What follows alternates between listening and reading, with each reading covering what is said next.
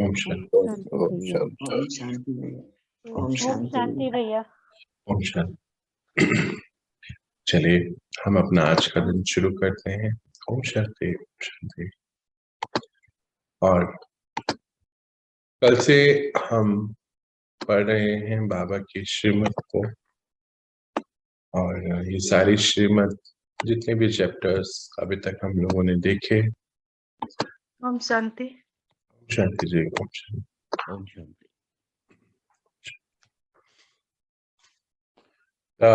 तो कल हम लोगों ने कुछ श्रीमत को समझा था, देखा था। आज उसके आगे कंटिन्यू करते हैं।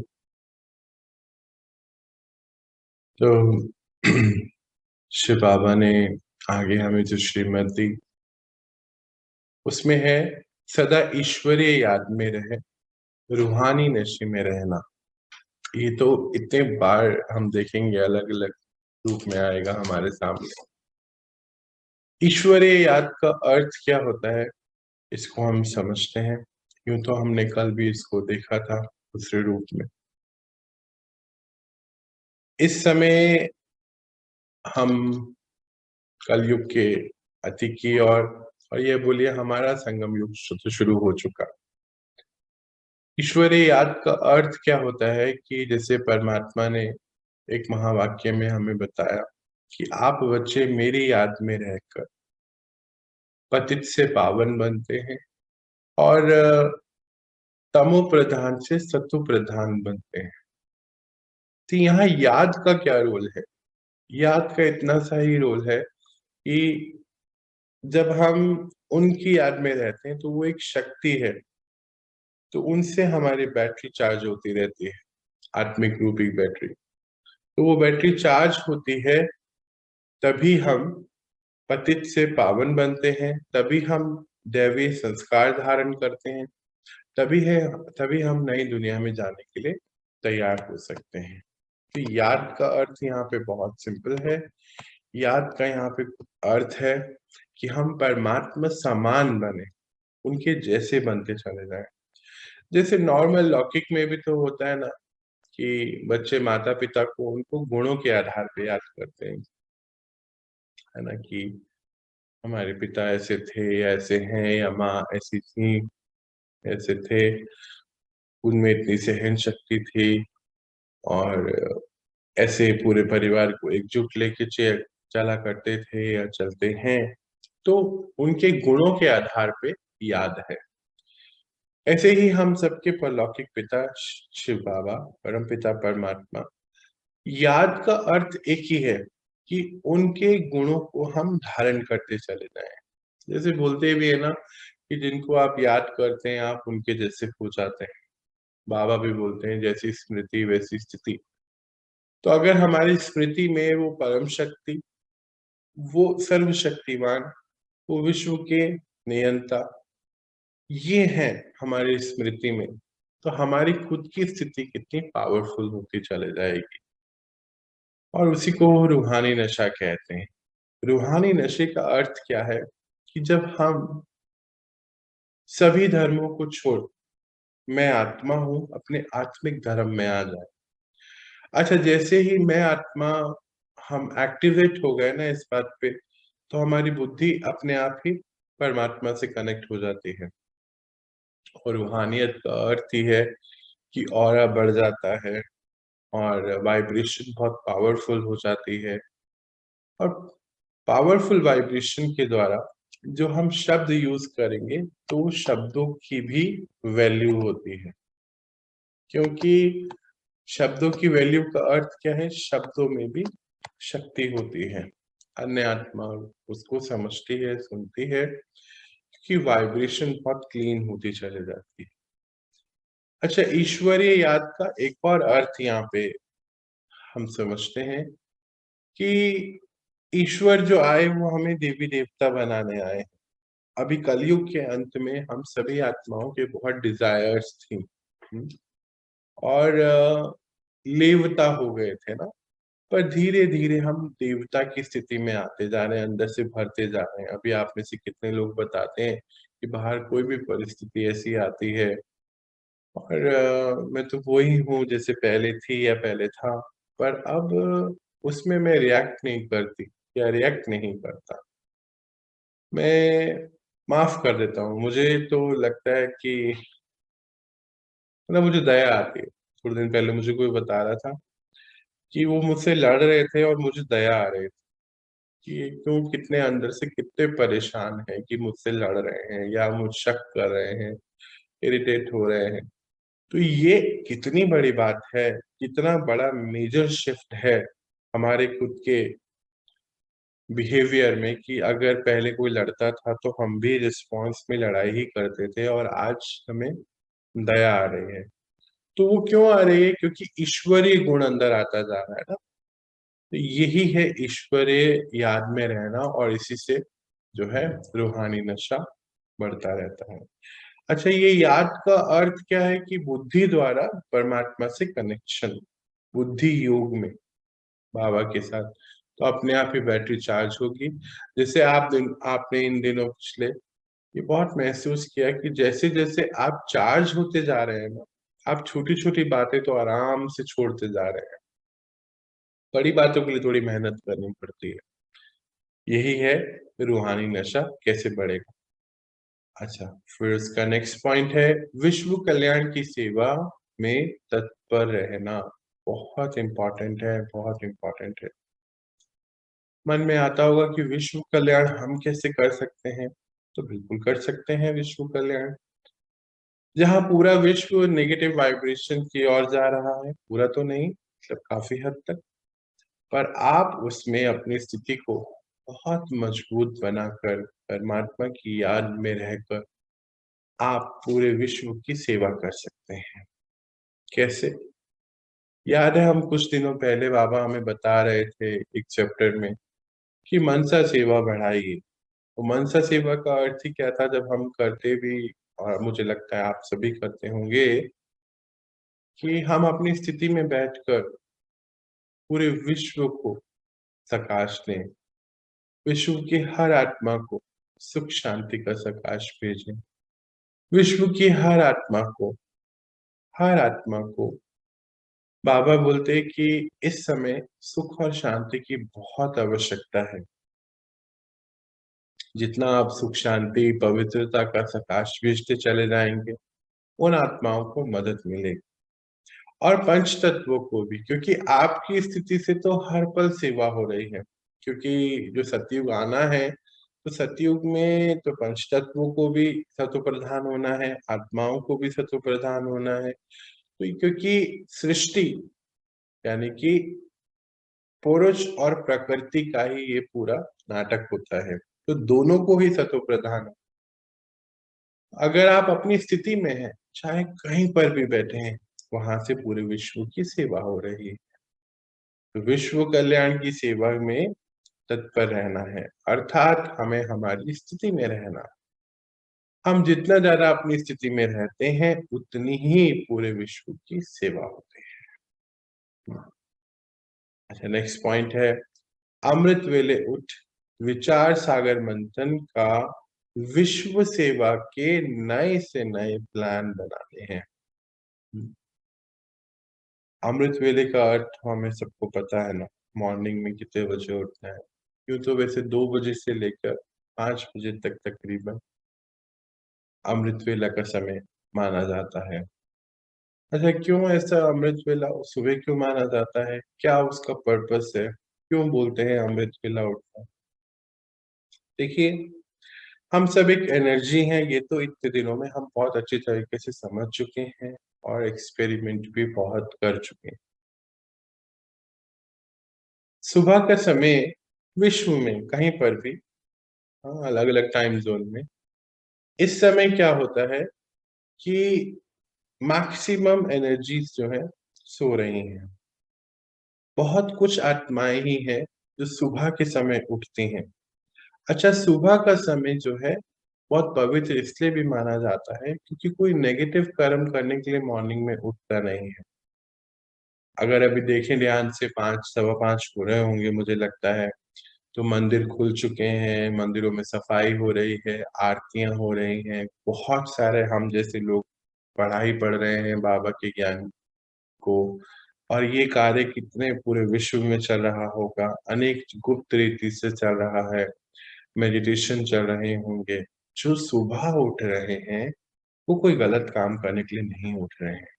इसीलिए अमृत वेले का जो है महत्व इसीलिए होता है कि बहुत कम नंबर ऑफ सोल्स हैं जो मॉर्निंग में उठ रही हैं और परमात्मा के साथ कनेक्ट होके उनकी पवित्र शक्ति को इस धरा पे उतार रहे हैं, है ना। जब हम सब बैटरीज उस चार्जर से कनेक्ट होंगी सभी, तो क्या होगा, बैटरी जो है चार्ज होगी, हमारी चार्ज बैटरी से वाइब्रेशन अच्छी होती चले जाएगी।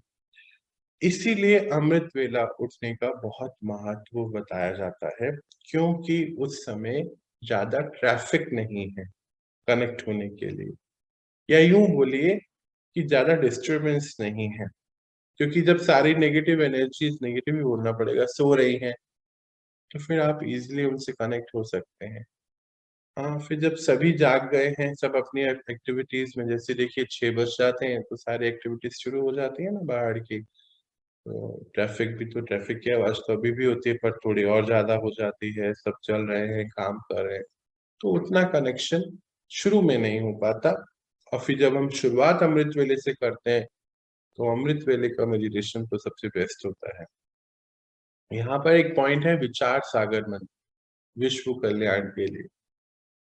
तो जैसे जैसे हम सुबह उठें तो रोज एक नए प्लान बना सकते हैं। अर्थ क्या है कि आज मुझे शांति के ऊपर काम करना है, आज जो है मैं पवित्रता की शक्ति के ऊपर काम मुझे करके पूरे विश्व को पवित्रता भेजनी है, सुख भेजना है, शांति भेजनी है।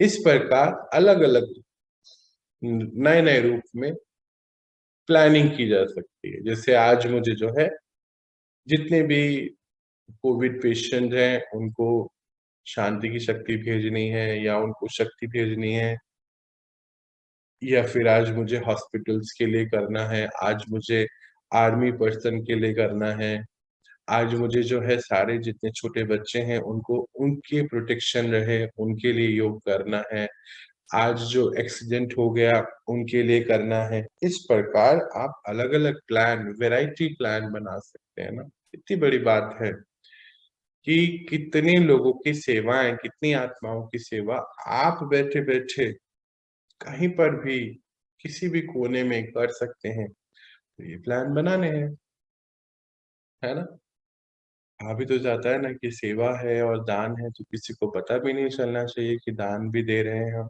कहते हैं एक हाथ दूसरे हाथ को भी ना पता चले, एक हाथ दे रहा। तो ये वैरायटी प्लान आप अपने, सबसे बड़ी बात है बुद्धि में बनाना है।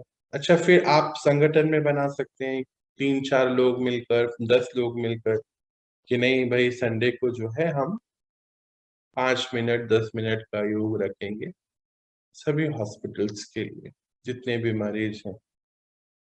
ऐसे फिर, या फिर पंच तत्वों के लिए बनाया जा सकता है कि नहीं आज जो है हम दिल्ली दिल्ली को सकाश देंगे कि उसके पंच तत्व इम्प्रूव हो जाए।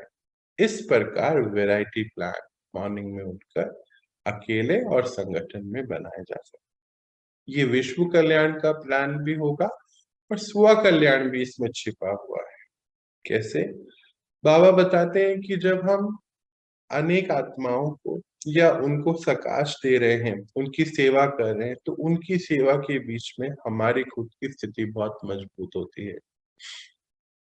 कैसे? जब हमारे थ्रू हम शक्तियों को भेज रहे हैं, तो हमारा भी जो बैटरी है चार्ज होती जा रही है और सामने सभी को मिलती जा रही है। तो ये हमारा जो है खुद का भी इसमें इम्प्रूवमेंट है और अन्य आत्माओं की भी सेवा है। तो स्वयं की सेवा और अनेकों की सेवा, तो सेवा में अपनी सेवा भी छिपी हुई है। चलिए आगे बढ़ते हैं। किसी भी आत्मा पर क्रोध नहीं करना है, अब ये श्रीमत है। अब ये तो बाबा ने बोल दिया नहीं करना है, पर ये होगा कैसे प्रैक्टिकली? प्रैक्टिकली होगा कि जब हम डिटैच हो जाएंगे किसी भी सीन से, किसी भी परिस्थिति से, किसी भी आत्मा यानी कि संबंध से, तो हमें कभी भी क्रोध नहीं आता है। और अगर हमें ये संस्कार है कि क्रोध आ जाता है, गुस्सा आ जाता है, इसके लिए हमें और भी कुछ करना चाहिए। वो है कि हम अपने लिए कुछ दिन के लिए योग भट्टी का प्रयोग कर सकते हैं। उसमें होता क्या है कि परमात्मा की शक्तिशाली किरणें, उनकी शक्तियों से हम अपने क्रोध के संस्कार को चेक करें कि कहाँ-कहाँ आता है। कोई झूठ बोल रहा है तो क्रोध आ गया, या किसी ने कुछ काम नहीं किया, या कोई हमें समझ नहीं पाया, हम कम्युनिकेट नहीं कर पाए। 2-3 बातें हैं ना। अगर हम राइट वे में कम्युनिकेट नहीं करेंगे, तो भी फिर हमें इरिटेट हो जाएँगे। इसीलिए चेकिंग करनी है कि क्यों होता है क्रोध? कहाँ पर आ रहा है? कोई समय पे नहीं आ रहा है तो क्रोध नहीं आ रहा है। कोई हमारी बात को नहीं समझ पा रहा है या नहीं मानता तो क्रोध आ रहा है। या हम उससे जो कराना चाहते हैं, फिर वो एक्सपेक्टेशंस आ गई। इस सब की जड़ एक ही है कि हम अटैच हैं, या तो अपने आइडिया से, या उस आत्मा के साथ संबंध से, या पोज़ीशन से, या रोल से। नहीं, मैं तो फलाँ हूँ, मैं एक मैनेजर हूँ, मुझसे नीचे हो, मैं हस्बैंड हूँ, तुम वाइफ हो, मैं एम्प्लॉयर हूँ, तुम एम्प्लॉयी हो, तो हम अटैच्ड हैं इन रिलेशनशिप्स में। तो यानी कि हम बॉडी कॉन्शियसनेस में हैं, सोल कॉन्शियसनेस में हैं, सोल कॉन्शियस में नहीं है, बॉडी कॉन्शियसनेस में है, एज कॉन्शियसनेस में है, या रोल या पोज़ीशन कॉन्शियसनेस में। तो अगर ये सब कॉन्शियसनेस में होते हैं तो क्रोध आ जाता है।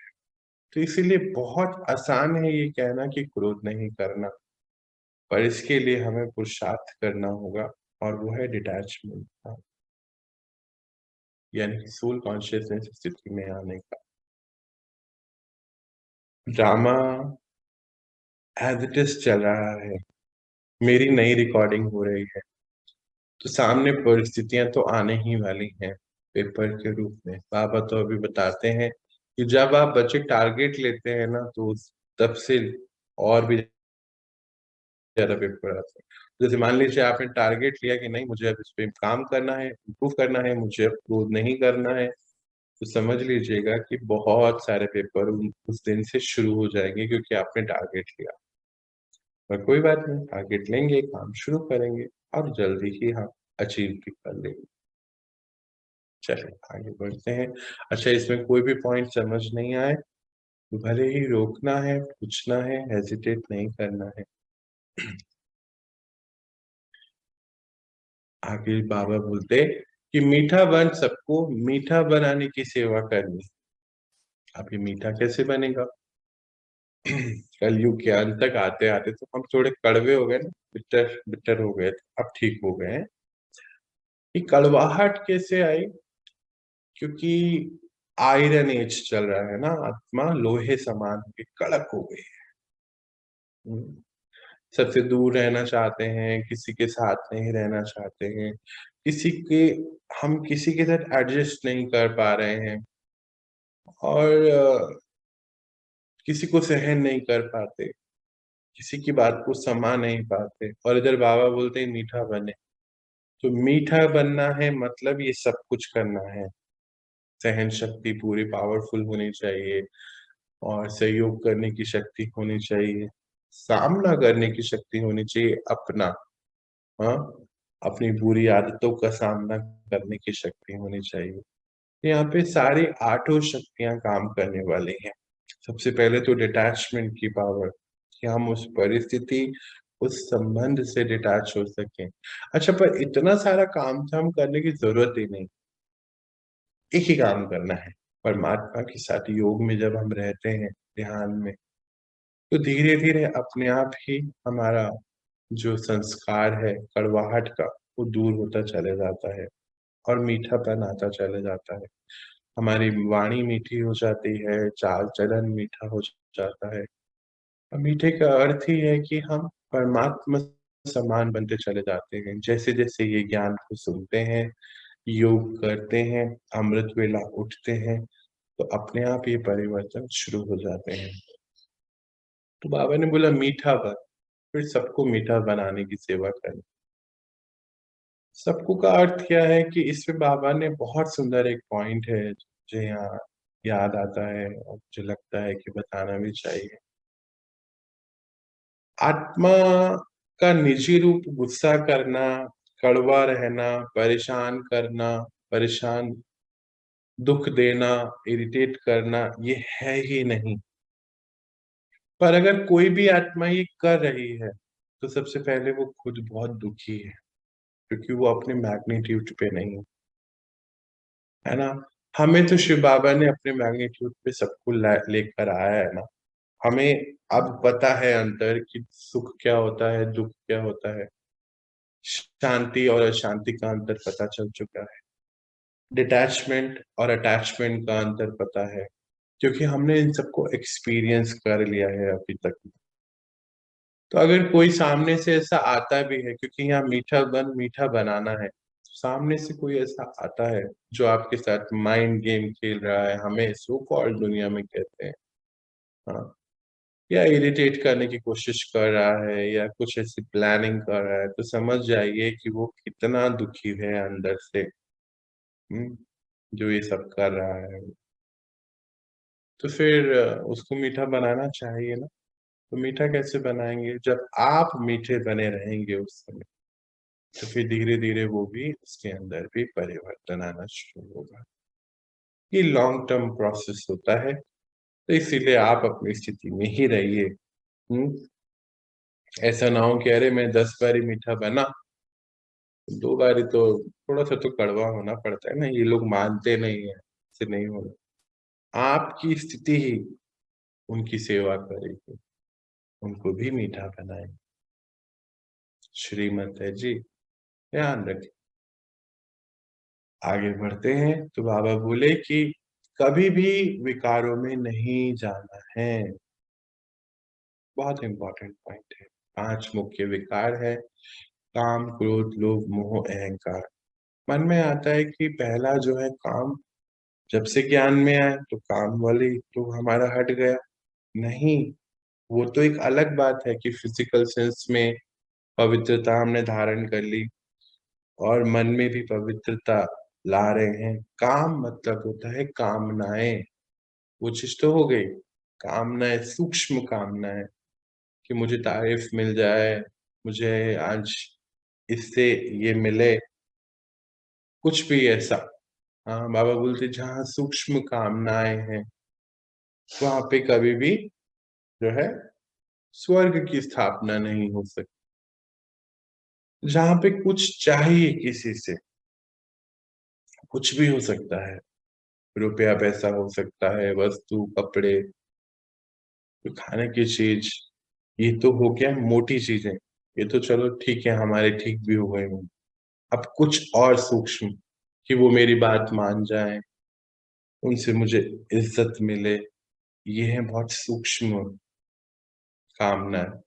हाँ, मैं जाऊं तो मेरे लिए बहुत अच्छा इंतजाम हो, वो मुझे चाय बना के दें, मुझे दूध दें, मेरे बैठने की जगह बहुत कंफर्टेबल हो, टेम्परेचर अच्छा हो, एसी हो या कुछ हो, ये सब सूक्ष्म कामनाएं हैं।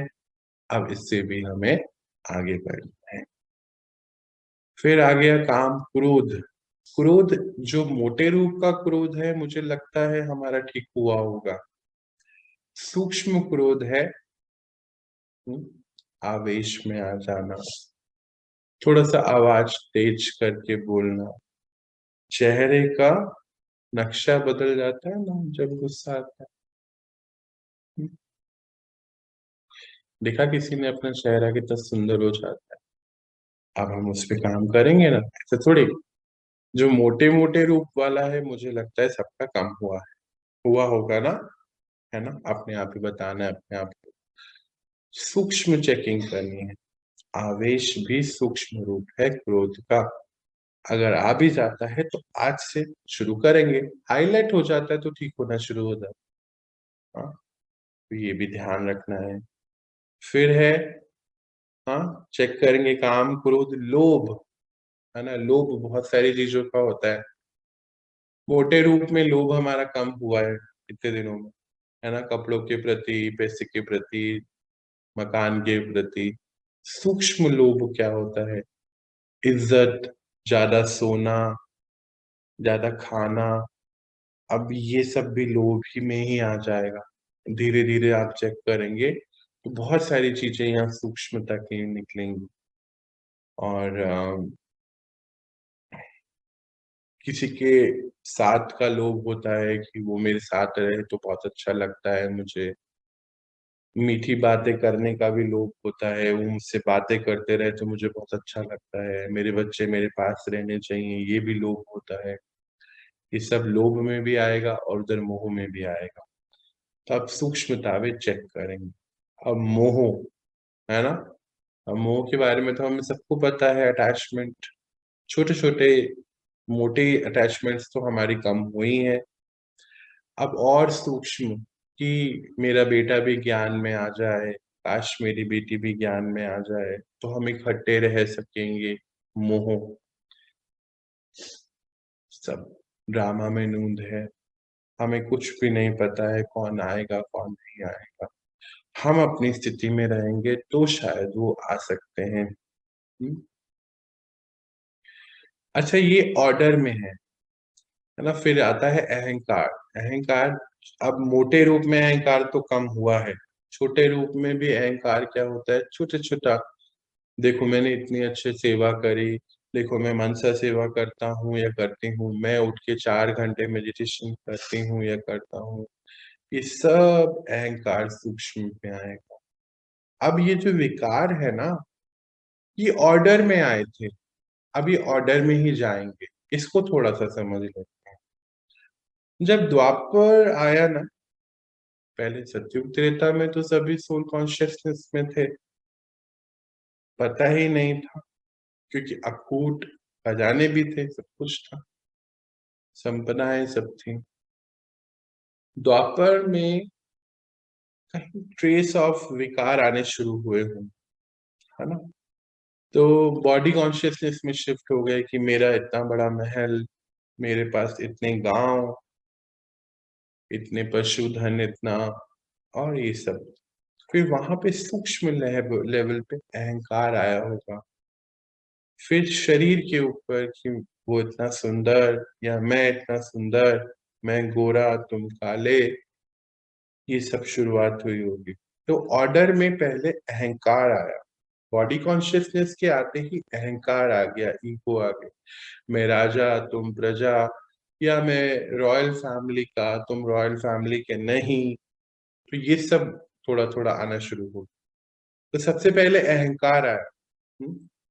तो काम, क्रोध, लोभ, मोह, अहंकार। अहंकार के बाद क्या आएगा? बताओ, अभी मैंने पढ़ा, फिर आप बताओ क्या आएगा, कौन बात बताएगा? मोह। मोह, अपनी चीजों के प्रति मोह, अपनी पोजीशन के प्रति मोह। हाँ, ये आया होगा। फिर उसके बाद लोभ। लोभ, कि मेरे बच्चे को ज्यादा मिले, मुझे ज्यादा मिले, मेरा ये महल है, ये महल जो है मेरे को मिले, उसको उसको नहीं मिले। फिर उसके बाद क्या आया होगा? उसको बचाने के लिए क्या आया होगा? ऑर्डर में समझते क्रोध। जाइएगा। क्रोध। क्रोध आएगा ना, लड़ाई झगड़ा लड़ेंगे, नहीं ये मुझे चाहिए संपत्ति, ये सब अशर्फियां मेरी होनी चाहिए, ये मेरा होगा, ये अपनी पोजीशन को जस्टिफाई करेंगे। और उसके बाद अभी इस समय संसार में सबसे बड़ा क्या चल रहा है? काम। हाँ, है ना? तो ये ऑर्डर में आए थे, ऑर्डर में ही जाएंगे। तो सबसे पहले तो हमारा काम वाला पोजीशन वाले विकार खत्म हो गया, धीरे धीरे हमारा क्रोध का भी खत्म हो रहा है। सूक्ष्म पे आज हम चेकिंग करेंगे, है ना? काम, क्रोध, लोभ, लोभ भी हमारा बहुत हद तक कम हुआ है, सूक्ष्म चेकिंग करेंगे। ऐसे ही धीरे धीरे ये सारे विकार चले जाएंगे। अच्छा, धीरे धीरे आए थे, पर अब हमारे फास्ट जाएंगे। क्यों? क्योंकि हमारे पास थोड़ा सा ही समय है ना संगम का। तो संगम में तो बहुत सब चीजें वरदानी है, बाबा ने बताया समय वरदानी है, तो बहुत फास्ट रीति काम होता है। तो आए थे ऑर्डर में, और जाएंगे भी ऑर्डर में। ठीक है, ये चेकिंग करेंगे। तो कभी भी विकारों में नहीं है जाना है कि बाबा ने एक सेंटेंस बोला पर इसके पीछे हमारा ये पुरुषार्थ है सारा। नेक्स्ट पॉइंट है आत्म अभिमानी बन बाबा को याद करना है। ये वाला पॉइंट ना अलग अलग रूप में इतनी बार आएगा ना इन 2 दिनों में। आप बोलेंगे अभी 2 दिन, अभी तो कल भी ये बोला था, अभी थोड़ी देर पहले भी यही बात हुई थी। हाँ, समझ जाओ इसको। बाबा बार बार एक पॉइंट कैसे हमें पक्का करा रहा है कि सोल कॉन्शियसनेस स्थिति में आ जाए। अब आत्म अभिमानी यानी कि सोल कॉन्शियसनेस। और ऐसा क्यों बोला कि सोल कॉन्शियसनेस में आके बाबा को याद करना है? क्योंकि बॉडी कॉन्शियसनेस में तो हम बहुत बारी सारी उम्र से बोलते हैं ना, हे राम हे राम, पर राम जैसा कहीं कुछ है? आराम है दिल को? नहीं ना। तो वो है बॉडी कॉन्शियसनेस, सिर्फ शब्द बाबा, हे बाबा। हे बाबा बोलने से कुछ होने वाला नहीं है। हे मुकैम्बो बोलते थे ना, हे मुकैम्बो मूवी देखी तो कुछ नहीं है। तो हे बाबा बोलने से कुछ नहीं होगा, वो है बॉडी कॉन्शियसनेस। बाबा अर्थात बाबा के सारे गुण शक्तियां उसी समय हमसे कनेक्ट हो जाए, ये है सोल कॉन्शियसनेस। इसीलिए बोला कि आत्मिक अभिमानी यानी कि खुद को आत्मा जान। कल बाबा हमें बहुत अच्छा एक पॉइंट बता रहे थे, वो यहाँ पर मदद करेगा हम सबकी कि बच्चे क्या होता है कि हम बोलते हैं ना योग युक्त अवस्था में रहिए। बहुत हमने सुना है, तो बाबा बोलते हैं क्या होता है, इसको प्रैक्टिकली समझते हैं क्या होता है? तो हमें तो नहीं मालूम था कि बाबा के साथ योग लगेगा, योग लगा हो वो योग युक्त अवस्था है। तो बोले कितनी देर होता है ऐसा? तो हम सबके पास कोई खास इसका आंसर था नहीं।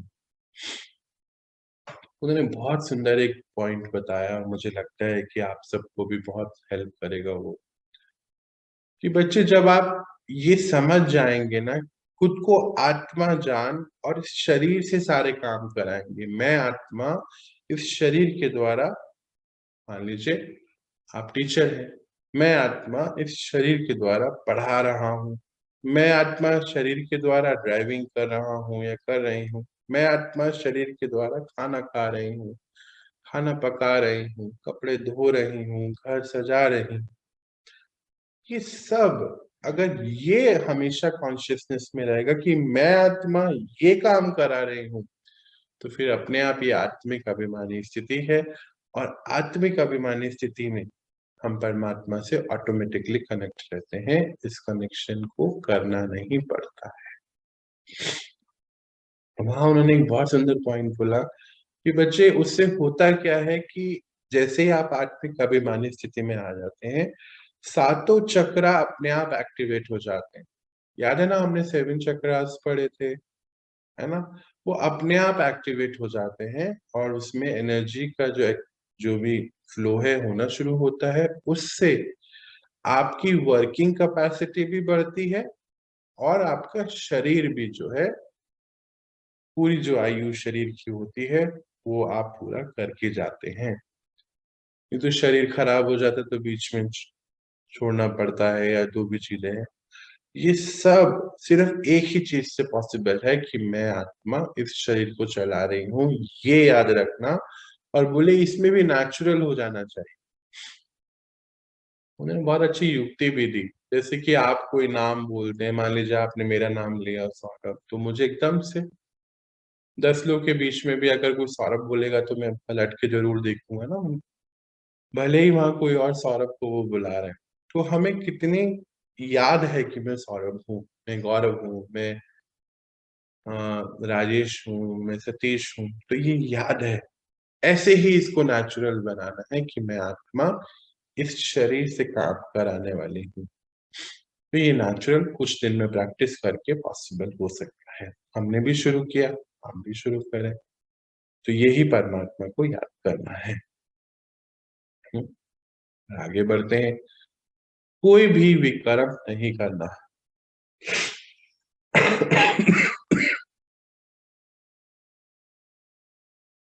इसका क्या अर्थ है? एक होता है पॉजिटिव कर्मा, एक होता है न्यूट्रल कर्मा, एक होता है नेगेटिव कर्म। 3 कर्म होते हैं ना, याद है हमने पढ़ा था कर्मा के चैप्टर।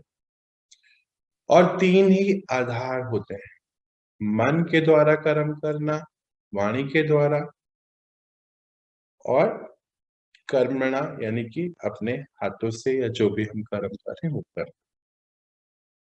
3 प्रकार, 3 आधार। जी। अब आते हैं न्यूट्रल कर्मा पे, पहले इसको देख लेते हैं। तो सतयुग और त्रेता में हमारे न्यूट्रल कर्मा होते हैं, क्योंकि हम फुल कॉन्शियसनेस स्थिति में होते हैं, है ना। इसको ध्यान से समझना है, जहां नहीं है तो पूछना है। पर द्वापर से हमारे नेगेटिव और पॉजिटिव दोनों कर्मा होते जाते हैं, और कलयुग के अंत तक आते आते, तो अभी तो इस समय नेगेटिव कर्मा बहुत सारे हम करते थे। अब अब हमें नॉलेज मिली कि हम आत्मा हैं, हमें नॉलेज मिली परमात्मा हमारे साथ हैं, हमें नॉलेज मिली संगम युग चल रहा है, और हमें नॉलेज मिली इस संगम युग में ही हमें पूरे 5000 साल के कल्प का भाग्य बनाना। तो यानी कि हर कर्म कैसा होना चाहिए? कॉन्शियसली पॉजिटिव होना चाहिए, तभी हम पूरे पिछले 63 जन्मों के नेगेटिव कर्मा को बैलेंस कर सकते हैं। इसलिए बाबा ने बोला अब कोई नेगेटिव कर्म नहीं होना चाहिए। क्यों? क्योंकि याद करो, वो हमेशा बोलते हैं कि जो भी आप कर रहे हैं उसका पदम गुणा आपको मिलेगा। तो अगर आप नेगेटिव सोच रहे हैं तो पदम गुणा नेगेटिव होगा। 1 सेकंड की वैल्यू इक्वल्स टू 1 साल है। तो मान लीजिए आप 1 घंटा बैठ के नेगेटिव सोचते हैं, तो काउंट कर लीजिए अगले 5000 साल में कितने साल आप नेगेटिविटी में या कुछ दिक्कतों में रहेंगे। अगर आप दर्द में रहते हैं, कुछ भी हो सकता है, दिल का दर्द या शरीर का दर्द। आजकल दिल का दर्द बहुत है, वो वाले दिल का नहीं, क्या होता है ना शायद, वो वाले दिल का नहीं, ये वाले दिल का दर्द मन में। तो मान लीजिए आप दुखी हैं किसी वजह से, है ना। जैसे कई लोग होते हैं ना, एक को तो मैं जानता हूँ पर्सनली, वो एकदम से मेरे सामने एग्जाम्पल आया है। अब वो बच्ची जो है दुखी है पिता से अपने, पता नहीं कितने साल हो गए, है ना, और रोज दुखी है। ज्ञान में आया, बोलती ज्ञान में नहीं हूं, पर दुखी है। तो मान लीजिए, लेट सपोज वो पिछले 10 साल से दुखी है, तो अब उसमें काउंट कर लीजिए, मैथमेटिक्स लगाइए कि 1 सेकंड कितने सेकंड वो दुखी रही होगी। तो अगले कितने कल्प का उसने दुख का भाग्य लिख लिया है अभी से। कुछ नहीं कोई कर सकता, भगवान भी कोई नहीं कुछ कर पाएगा, कोई भी कुछ नहीं कर सकता। तो आप काउंट करिए कि आपको क्या करना है। आपको खुश रहना है, आपको दुख में रहना है। आप जो भी कर्म आज चूज कर रहे हैं, आपकी स्थिति वो आपको पदम गुणा हासिल कराएगी।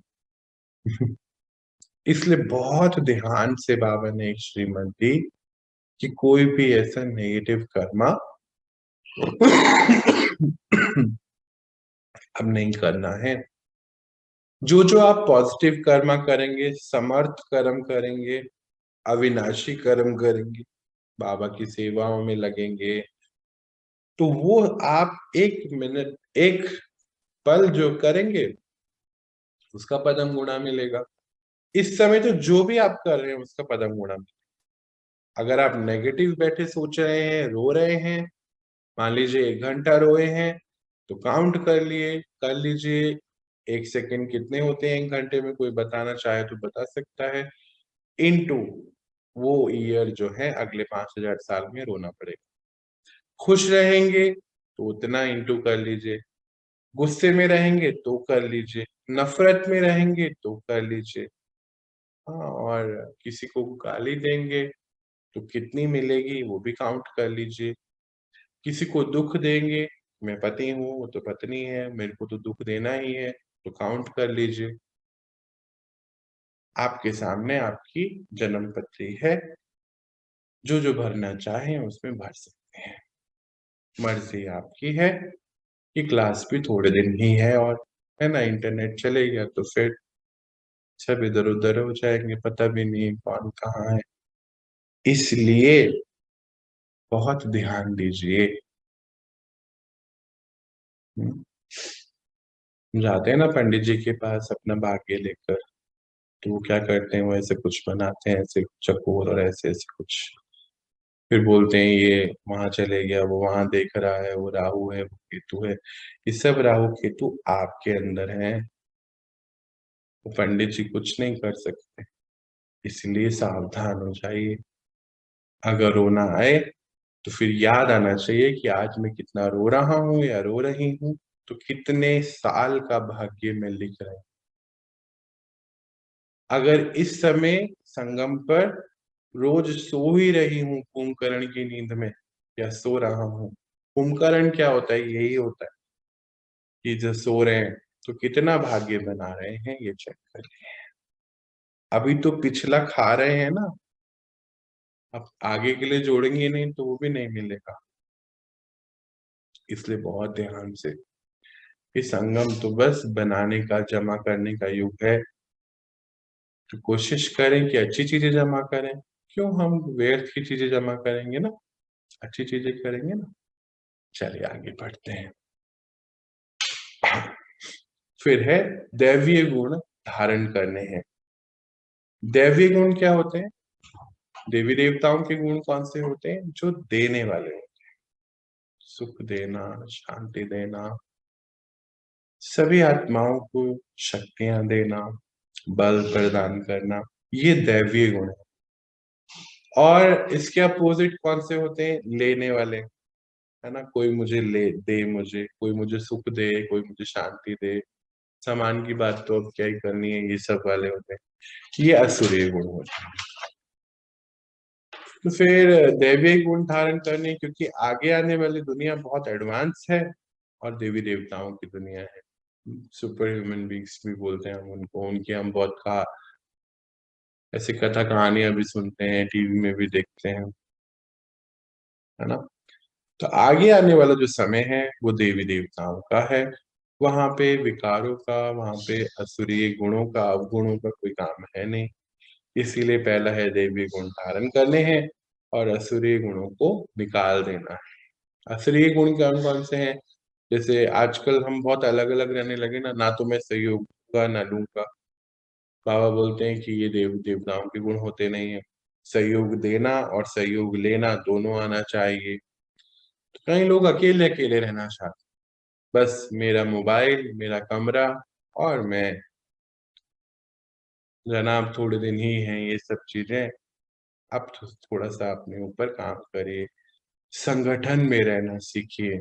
ये संगठन बहुत बड़ी शक्ति है। संगठन में रह के ही दैवीय गुणों की धारणा की जा सकती है। बाबा बोले कि बच्चे, आप सोचते हैं कि अकेले बैठ के क्या आप अंदर पवित्रता धारण कर सकते हैं? कई लोग बोलते हैं हाँ अकेले बैठ के मोबाइल पे तो अब हम कर ही रहे हैं।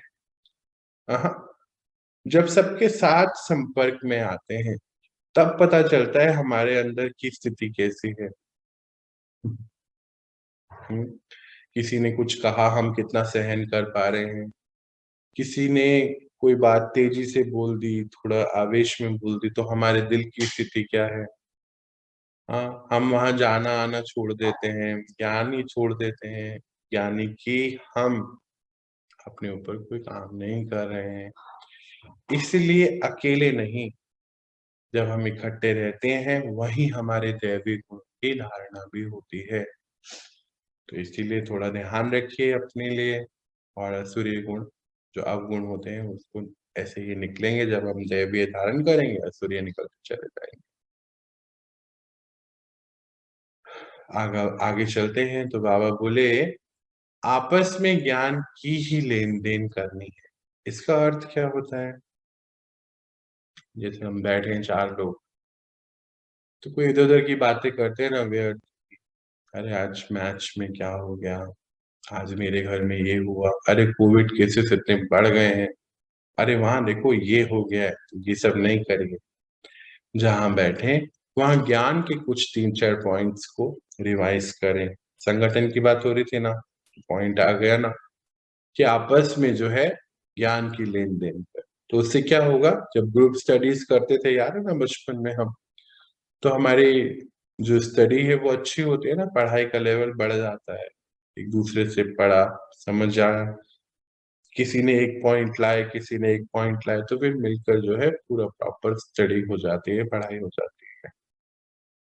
और ये जीवन तो हमारा स्टूडेंट लाइफ का है ना, त्याग का है। और हम सब गॉडली स्टूडेंट हैं, तो जहाँ भी मिले बस ज्ञान की बातें करें, आगे बढ़ते। माया से कभी भी हार नहीं खानी है। बाबा ने तो बोल दिया एक लाइन, ये होगी कैसे प्रैक्टिकली? इसीलिए बाबा रोज हमें पढ़ाते हैं, माया और आत्मा 2 बातें रोज होती हैं। माया से हार ना खाने का अर्थ है यानी कि अपने अंदर इतना दृढ़ संकल्प, इतने पक्के होने चाहिए कि जो पुरानी गलतियां हो गई अब दोबारा रिपीट नहीं हो। उसके लिए ही दृढ़ता की जो शक्ति है, दृढ़ता की तपस्या बाबा बोलते हैं कि पूरे अब तो तपस्या एक ही है, दृढ़ता की तपस्या। तो परमात्मा से कनेक्ट रहकर हम दृढ़ता की तपस्या कर सकते हैं। और माया को तो हारना ही है, अगर हम दृढ़ संकल्प में हैं तो अपने आप ही होता है जाएगा, नेचुरली हो जाएगा। आगे बढ़ते, इस मायावी संसार के आकर्षण में नहीं आना है। हम्म? ये तो हम हर महावाक्य में सुनते हैं ना, हमें कलयुग में जब रहना है, नहीं तो कलयुग का तो हमें कुछ भी नहीं चाहिए। इस जो कलयुगी संसार है इससे कुछ नहीं चाहिए। और यही है कि मायावी संसार के आकर्षण में नहीं आना, मतलब जब कलयुग में रहना नहीं है तो कलयुग की कोई वस्तु, कलयुग का कोई भी कुछ भी हमें अपनी तरफ आकर्षित नहीं कर सकता। पर रहना तो यही है ना, ऐसे तो नहीं है छोड़ के कहीं जाना है। यहीं रहते हुए ना अच्छे ना बुरे कोई आकर्षण में नहीं आना है। हम्म? आगे बढ़ते हैं। लोभ वृत्ति नहीं रखनी है, ये तो बहुत नॉर्मल सा पॉइंट है, ये तो हम समझते ही हैं। लोभ बहुत सारी चीजों के होते हैं। मुझे लगता है कि मोटे लेवल के लोभ तो हमारे कम हुए होंगे, सामान के प्रति, कपड़ों के प्रति, गहने और प्रॉपर्टीज के प्रति। सूक्ष्म लोभ होता है, सोने का लोभ, ज्यादा बात करने का लोभ, और ऐसे बहुत सारे। कुछ चेकिंग करेंगे, अब वो वृत्ति हमें छोड़नी है। चोरी नहीं करनी है, अब ये तो बहुत छोटा सा पॉइंट है और हम सबको पता है। अब चोरी, हम सोचते हैं खाली धन की चोरी होती है या फिर कपड़ों की चोरी, गहनों की चोरी, ये तो चोरी कोई करते नहीं हम में से कोई भी। तो कौन सी चोरी है? समय की चोरी। कौन सी चोरी है? क्लास ऑन है और हम पीछे से कुछ और कर रहे हैं, चोरी परमात्मा से। चोरी है, ऐसी अनेक प्रकार की चोरी हो सकती है। चेकिंग करेंगे अपने आप कि कोई काम मिला, उसको बहुत अच्छे से नहीं परफॉर्म किया, चोरी है। हम्म? खुद से चोरी करते हैं, हम खुद टारगेट बनाते हैं, उसको पूरा नहीं करते, ये भी चोरी होती है। हमने खुद से कुछ सोचा, निश्चय किया हम ये नहीं करेंगे और फिर करते हैं, तो ये चोरी होती है ना? तो ये चेकिंग करनी है कि हम ऐसी चोरी तो नहीं कर रहे हैं। रुपए पैसे की चोरी तो हम में से मुझे नहीं लगता है कोई करता होगा। ये वाली चोरी बहुत होती है कि जैसे हमने डिसाइड करा कि आज से मैं मोबाइल पे व्यर्थ चीजें नहीं देखूंगा, पर थोड़ी देर बाद मन करा, सोचा आधा घंटा तो देख सकते हैं, तो चोरी है। हम्म? हमने सोचा कि ये काम हम अब नहीं करेंगे और हमने कहा चलो कोई नहीं देख रहा है, कर लेते हैं, चोरी है। क्योंकि चित्रगुप्त तो देख रहा है। आगे बढ़ते हैं। बाबा बोले झूठ नहीं बोलना है। अब इसको तो मैं क्या बताऊं, ये तो पता ही है ना, झूठ नहीं बोलना है। पर ये होगा कैसे? अगर आत्मा कमजोर है तो झूठ बोलती है, क्योंकि विश्वास नहीं है अपने ऊपर, कमजोरी है ये, आत्मा की शक्ति क्षीण है। तो जहां भी झूठ है, क्योंकि सत्य पे टिकना पड़ता है? तो झूठ है, समझ जाइए कि कमजोर है आत्मा। शक्तिशाली आत्मा को झूठ बोलने की कोई जरूरत पड़ती नहीं। तो आप अपने आप को कन्वर्ट करिए, शक्तिशाली बनाए, तो आपको झूठ बोलना ही नहीं पड़ेगा। अच्छा, इसके तुरंत के बाद का पॉइंट देखिए, बाबा क्या बोले। बाबा से कुछ भी छिपाना नहीं है। अब हम देखो यहाँ बहुत गेम खेलते हैं, ये भी चोरी और वाली बात हो जाती है। एक तरफ हम कहते हैं कि वो तो सर्वव्यापी है, उसको सब पता है, और दूसरी तरफ पता है उससे झूठ बोलते हैं। ये नहीं करना है ना, उनको तो पता है ना, तो हम क्यों कर रहे हैं झूठ, ऐसा क्यों बोलते हैं? हमें यहाँ से उनको सब पता चल जाता है, हर बात की उनको परख होती है। उनकी दृष्टि से ही सब जान जाते हैं कि हमारे मन में क्या चल रहा है। तो फिर उनसे छिपाना क्यों है? जो है जैसा है उनके सामने है, सच रख देना। आगे बढ़ते हैं। बाबा के भंडारे से जो भी मिले उस उसी में ही सदा संतुष्ट रहना है। यहाँ पे दो अर्थ होते हैं, एक जो ईश्वरीय परिवार में परमात्मा के घर रह रहे हैं, तो उनको जो भी खाने पीने को मिले, जो भी रहन सहन को मिले, उसमें संतुष्ट रहना है। और जो बाहर भी रह रहे हैं अपनी अपनी फैमिलीज के साथ, तो बाबा ने बोला ना कि अगर आप ट्रस्टी बनाते हैं अपने आप को, अपने भंडारे बाबा को देते हैं। बाबा कौन सा आपसे लेने आ रहे हैं? लेने आए क्या? आज तक कितने महीने हो गए, कुछ लेते हैं क्या बाबा? नहीं ना। ये तो हमारे दिल की बात होती है कि बाबा आपका है, उसमें से मैं यूज कर रहा हूँ। तो फिर जो भी है उसमें संतुष्ट रहना है, ये उसका अर्थ होता है ना। बाबा को तो आपसे कुछ नहीं चाहिए। आगे बढ़ते हैं। सचखंड की स्थापना के कार्य में बाबा का पूरा पूरा मददगार बनना है। ये तो अब हम सबको पता है, ये नहीं मैं बताऊं। सचखंड क्या, छोटा सा बता देता हूँ चलो। ये दुनिया है झूठ की, बाबा बोलते हैं ना कलयुग इज इक्वल टू झूठ। तो ये है झूठा खंड, और हम लोग बना रहे हैं बाबा के साथ मिलके सतयुग। यहाँ हर चीज सत्य है, तो वो है सचखंड। तो सचखंड की स्थापना का अर्थ क्या है? अपने विकारों को छोड़ देना, सदा परमात्मा समान स्थिति में रहना, अपनी स्थिति को, स्वस्थिति को बहुत मजबूत बनाए रखना। तो जितना हम स्वस्थिति में रहते हैं, उतना ही सचखंड की स्थापना में हम बाबा के मदद कर जाते हैं। हाई वाइब्रेशन वाली। ये तो इजी है ना। इजी मतलब शब्दों में इजी, शार्ट है ना, बिना पुरुषार्थ के तो नहीं होगा ना। पुरुषार्थ की बात पे एक बात मुझे याद आई, छोटी सी शेयर करता हूँ। बाबा को मैं थोड़े दिन पहले ऐसे थैंक यू बोल रहा था, तो बाबा थैंक यू, बहुत अच्छा चला रहे हो। क्या बोलते पता है? क्या बोला होगा भगवान ने? बताओ। तो तू चल रहा है ना, इसलिए चला रहा हूँ। जिस दिन चलना बंद कर देगा उस दिन तो मैं नहीं चला सकता। दोबारा बोलूं क्या बोला उन्होंने?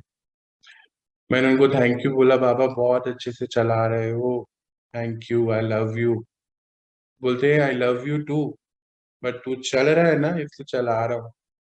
बच्चे आप चल रहे हैं ना, इसलिए चला रहा हूँ। जब मैं आप चलना बंद कर देंगे तो बाबा तो कुछ नहीं कर सकता है। इसका अर्थ पता है क्या होता है? पुरुषार्थ करना पड़ेगा। वो तो चल रहा है हमारे साथ, अगर हमने चलना छोड़ दिया तो वो तो कुछ नहीं कर पाएगा ना। इसीलिए बहुत ध्यान से अपना काम करना है। हम बोले नहीं, हम तो सुबह नहीं उठ सकते हैं, रोज तो क्लास में नहीं आ सकते हैं। तो नहीं होगा ना, इसीलिए चलना है। हम चल रहे हैं, इसीलिए वो चला रहे हैं। हम चलना बंद कर देंगे तो वो कुछ नहीं कर सकते, इसका ध्यान रखना है। आगे बढ़ते हैं। बाबा बोले, संगठन को मजबूत बनाने के लिए सदा एक मत होकर रहना है। अब ये तो बहुत इजी है, इसको बताने की जरूरत ही नहीं है। एक मत, एकता पे चलना है, क्योंकि ये ईश्वरीय परिवार है, छोटी मोटी बात नहीं है। संगठन को मजबूत बनाए रखना है, इसीलिए एक मत पे चलना है। यानी कि वो एक मत क्या है? श्रीमत। श्रीमत पे चलते चलते ही हम संगठन को मजबूत रख सकते हैं। इसके आगे बढ़े, इतना आज कंप्लीट कर ले। आज काफी है। आज काफी है, चलिए कोई बात नहीं, यहीं तक ही रखते हैं, इसको कल करेंगे, है ना। अभी हमारे पास टोटल अप्रोक्सीमेटली, मैं आज मॉर्निंग में बना रहा था तो 90 के करीब है ये। ठीक है, कितनी? हाँ, खूब सारी है। 92 है। तो धीरे धीरे हम इसको फिनिश करेंगे, ऐसी कोई जल्दी नहीं है हमें, है ना। धीरे धीरे करके हम इसको सारी श्रीमत को समझेंगे, और जहां भी आपको लगे कि नहीं आ रहा है कोई समझ पॉइंट, तो जरूर से उसको क्लियर करना है। तो अभी हमारा ये चैप्टर जो है 90 तक, 92 है। अभी और भी बाबा ने 1-2 दिन में लिख पा रही, तो मुझे पता नहीं।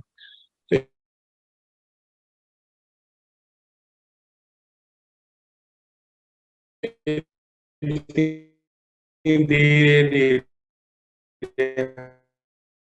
और विश्व की सेवा भी करते हैं कुछ देर। जी भैया, मैं आपको एक पूछना जी चाहती थी। प्लीज पूछिए।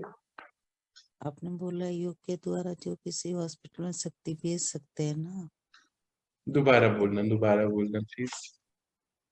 आपने बोला कि अपने योग द्वारा जो शक्ति लेके कोई आत्मा को हॉस्पिटल पे अपने भेज सकते हो, हाँ बिल्कुल, देनी चाहिए। तो कौन सा भी हॉस्पिटल हो अपने नहीं पहचानते तो भी भेज सकते। हाँ, आप उसको ऐसे कर सकते हैं कि जितने भी ये हॉस्पिटल हैं पूरे भारत में या पूरे संसार में, वहाँ हर आत्मा को मैं ये शक्ति भेज रही हूँ, सबके लिए निमित्त। जी जैसे भैया। हम याद है, जब कोई पूजा होती है तो पंडित जी क्या करते हैं, हमारे हाथ में जल रखवाते हैं और निमित्त कराते हैं कि ये अपने पूर्वजों के निमित्त, ये अपने सभी आत्माओं के निमित्त, ये देवताओं के निमित्त, याद है कराते हैं ना। तो क्या हाँ हम जी सभी भैया, कराते कराते। कराते हैं ना। तो सारे पूर्वजों के निमित्त हम छोटे से जल से ही निमित्त कर देते हैं। ऐसे ही हम सबको निमित्त कर सकते हैं, सारे हॉस्पिटल्स को कर सकते हैं। हम आर्मी के हर आत्मा जो जो देखिए आज वो सब हैं, तो हम लोग सुरक्षित बैठे हैं ना, तो क्यों नहीं हम उनको शक्ति भेजें, ये सेवा है। ऐसे ही हम कितने बुजुर्गों की सेवा कर सकते हैं, कितने आत्माएं जो भटक रही हैं, जिनको रहने को खाने को जगह नहीं है, उनको शक्ति भेज सकते हैं, सुख शांति दे सकते हैं। देखो, उनके ड्रामा में हम कोई खास परिवर्तन तो कर नहीं सकते हैं, जो उनकी भोगनाएं हैं हम उसमें कुछ नहीं कर सकते, पर हाँ हम उनको शक्ति भेज के शायद थोड़ा बहुत सहयोग, उनकी भोगना तो उनको करनी ही पड़ेगी, उसमें थोड़ा बहुत सहयोग दे सकते। जी भैया। बहुत अच्छी बात है, जरूर करनी है। और कोई कुछ पूछना चाहते हैं तो प्लीज पूछ सकते हैं। चलिए, तो हम कुछ देर बैठते हैं और परमात्मा से कनेक्ट होकर हम विश्व की सेवा करते हैं। चलिए, हम अभी मैं आपके सभी के माइक्रोफोन ऑफ कर रहा हूँ यहाँ से, और स्क्रीन भी ऑफ कर रहा हूँ। आप आराम से बैठिए, आराम शुरू करते हैं। आ जाए अपनी स्वस्थिति में। मैं आत्मा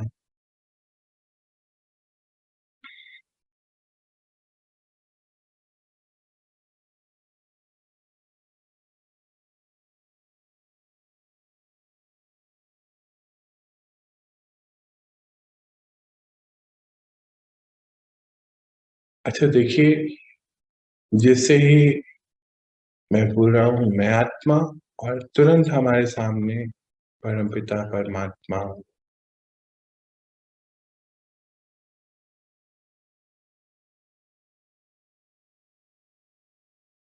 और कैसे उनसे हमें शक्तियां आ रही।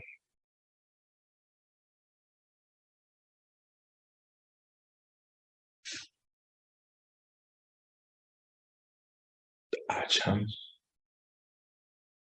विश्व की हर एक आत्मा को सुख शांति का प्रकाश देते हैं। तो चलिए हम एक छोटा सा कमांड देते हैं। हे विश्व की सभी आत्माएं, आप इमर्ज हो जाइए मेरे सामने। देखिए आपके सामने अनेक अनेक सभी आत्माएं आती हैं। बाबा से शक्तियां आपको आ रही हैं सकाश, और हम विश्व की हर आत्मा को सकाश देते हैं।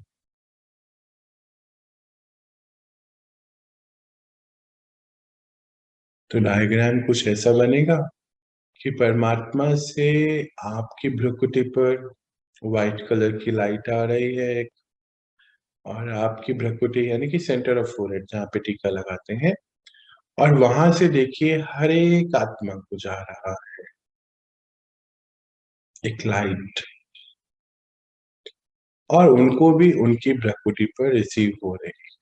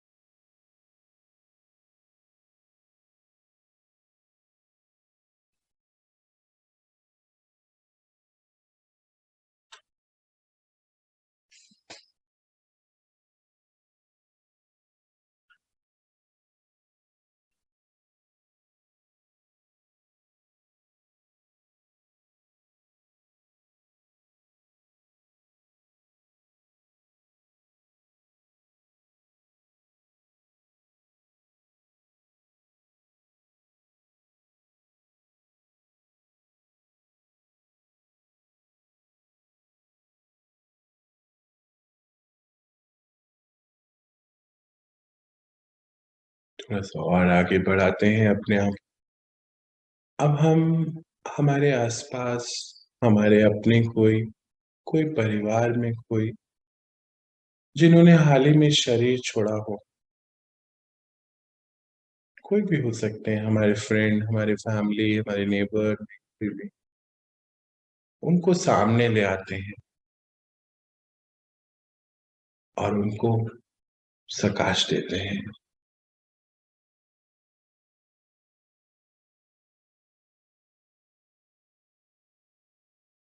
वो अभी के भी हो सकते हैं, और अगर कुछ साल पहले भी है तो उनको भी ला सकते हैं।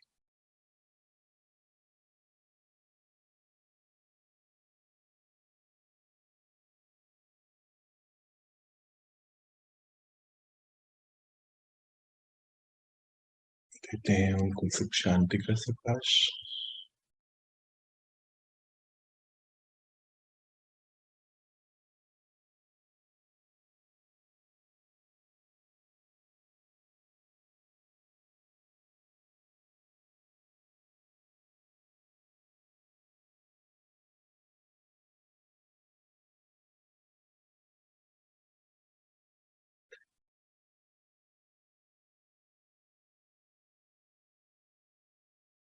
इसी प्रकार एक कदम और आगे बढ़ाते हैं।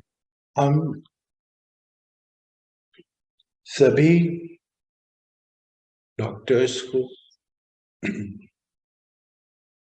डॉक्टर्स के सहयोगी को, सभी आत्माओं को इमर्ज करते हैं कि सभी विश्व के सभी जो डॉक्टर्स हैं उनके भी सहयोगी हैं, और उनको खूब शक्तियां प्रदान करते हैं।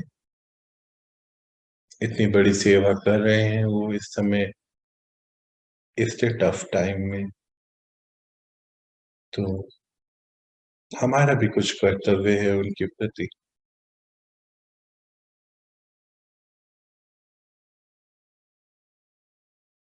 सबको इमर्ज कर लीजिए और सबको ये व्हाइट कलर की डिवाइन लाइट जो बाबा से मिल रही है भी प्रदान करें।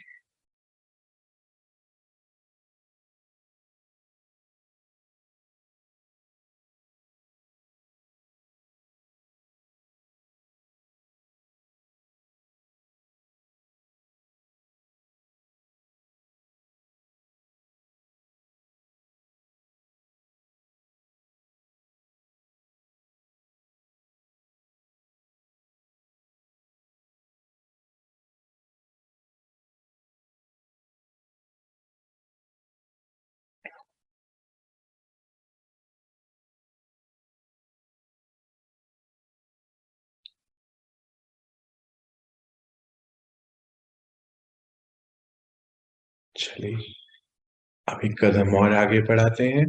हम पूरी धरती को अपने सामने इमर्ज कर लेते हैं, ग्लोब को। मदर अर्थ हमारा प्लैनेट पंच तत्व से निर्मित है, इसको भी प्रकाश देते हैं।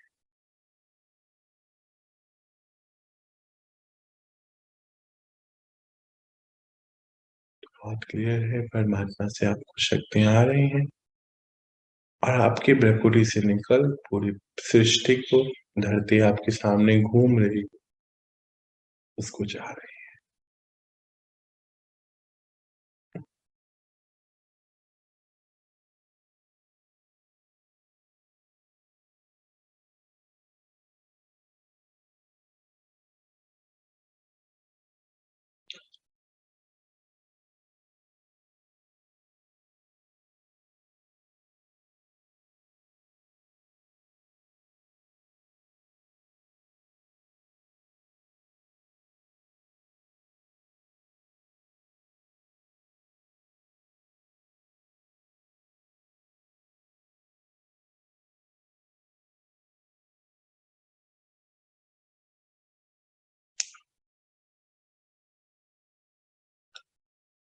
चलिए अब हम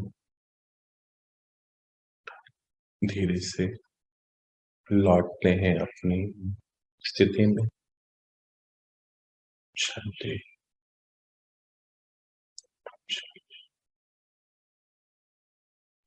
ओम शांति। ओम शांति। ओम शांति। शांति से ओम शांति। शांति भैया। ओम शांति। भैया मेरे सबको ओम शांति। ओम शांति। हेलो हेलो, हाँ जी दीदी। भैया मुझे भी सकाश दे दीजिए ना, 2 हाँ दिन जी। से बहुत परेशान हूँ। कल डॉक्टर को ही बुलाई घर में। अभी हम देते हैं आपको भी। इतना सिर में दर्द, जलन, कमजोरी। ठीक है, चलिए 1 मिनट हम दीदी को भी पावर देते हैं। 1 मिनट लगेगा, हम सब देते हैं। उनको भी अपने सामने ले आए और परमात्मा से शक्तियां आ रही हैं।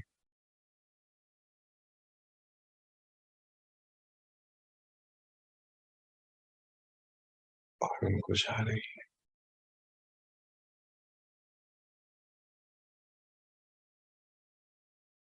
हे आत्मा, आपका जो भी हिसाब किताब है वो चुकतू हो चुका है।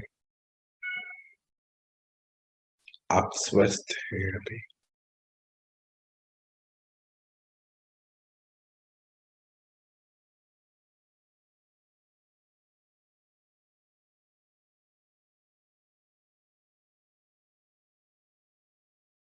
ओम शांति।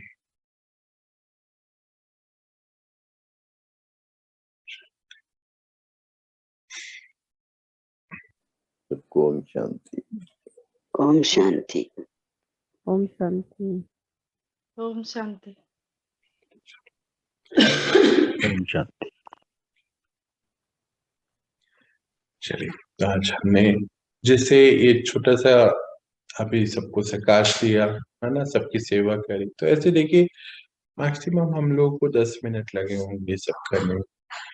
तो ये तो आप कभी भी दिन में अभी थोड़ा 10 मिनट किया, 1-1 मिनट करके कभी भी दिन में टाइम निकाल के कर सकते हैं, आपको भी बहुत अच्छा लगेगा और विश्व की भी सेवा हो। चलिए, आप मुझे आज यहाँ रिलीज दीजिए। अब एक छोटा सा सेशन आ रहा है, आप जरूर से उसको अटेंड कीजिएगा। आप सभी, हाँ, फरिश्ते बोलेंगे ना अभी तो, सभी देवी देवताओं को, सभी फरिश्तों को, बाबा के मीठे बच्चों को मेरा बहुत बहुत प्यार और दिल की दुआएं, शुभ भावनाएं। आप बाबा की दिखाए रास्ते पर सदा अच्छे से चलते रहें, श्रीमत को फॉलो करते रहें और अपना भाग्य का निर्माण करते रहें। मिलते हैं कल और इस पढ़ाई को आगे बढ़ाते हैं। ओम शांति।